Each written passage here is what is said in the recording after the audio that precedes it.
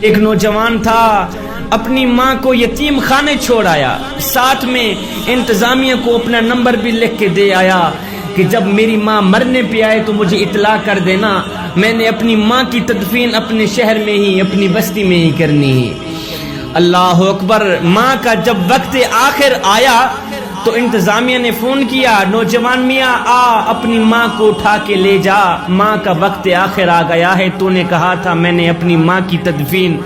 اپنے شہر میں ہی کرنی ہے۔ تو نوجوان آیا، اس نے اپنی ماں کو اٹھایا، اللہ اکبر، لے کر جا ہی رہا تھا تو ماں بول پڑی، کہنے لگی بیٹا میری آخر میں ایک خواہش ہے، یہ پوری کر دینا۔ بیٹے نے کہا جی جی اماں جی بولیے۔ کہنے لگا بیٹا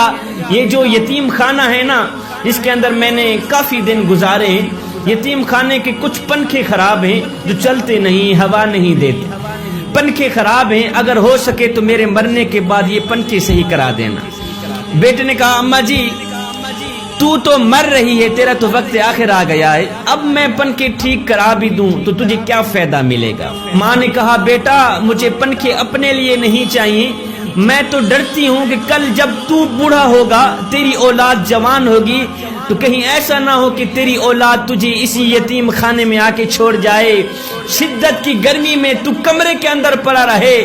اللہ اکبر، گرمی میں سسکتا رہے، بیٹا مجھے قبر میں بھی نیند نہیں آئے گی کہ میرا لال گرمی میں سسک رہا ہے۔ پنکھے مجھے اپنے لیے نہیں چاہیے، مجھے تو تیرے لیے چاہیے۔ زندہ ماں سوکھی روٹی کے لیے ترستی رہی، ٹھنڈے پانی کے لیے ترستی رہی،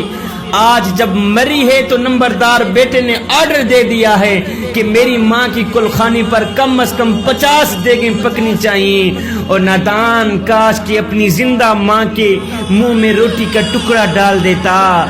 اپنی زندہ ماں کے منہ میں روٹی کا لقمہ ڈال دیتا، ماں بھی راضی ہو جاتی، اللہ بھی راضی ہو جاتا، اس کا رسول بھی راضی ہو جاتا۔ صحابہ نے پوچھا یا رسول اللہ اگر دنیا میں دیکھنا ہو کہ کون سا شخص جنتی ہے کون سا شخص جہنمی ہے تو شناخت کیسے کریں؟